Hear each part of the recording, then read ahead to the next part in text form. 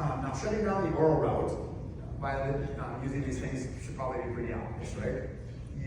That occurs because you need stomach acid in the stomach to convert nitrite into nitric oxide.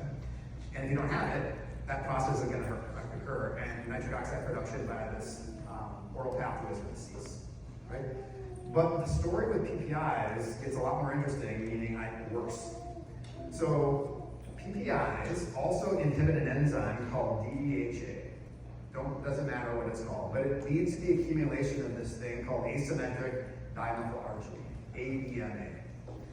ADMA competes with arginine for binding sites on this eNOS enzyme and has the effect of significantly reducing nitric oxide production by this pathway as well. Okay?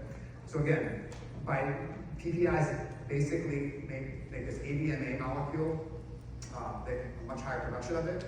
It competes with arginine, and so then it competes with arginine binding to nitric oxide synthase, and we get massive reduction in the amount of nitric oxide produced by the enzymatic production as well.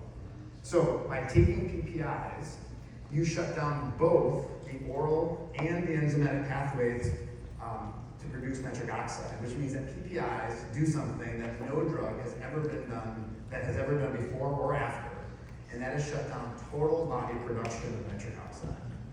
And again, this effect has been known for a really, really long time.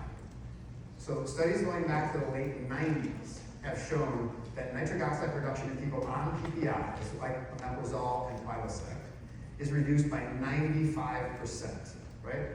And since the mid-90s, studies have shown that people on PPIs for 3 to 5 years have a 35 to 40% higher incidence of heart attacks or strokes. That is not increased risk, right? This is a 35 to 40% increased incidence, actual events of heart attacks and strokes, right? And that's due to the decrease in nitric oxide production induced by these meds, okay? So this creates a big clinical problem for us, right? So our patients can get this stuff over the counter if they want to. They take them all the time because this acid reflux becomes intolerable. So we've got to help them eliminate the need for these medications. Okay?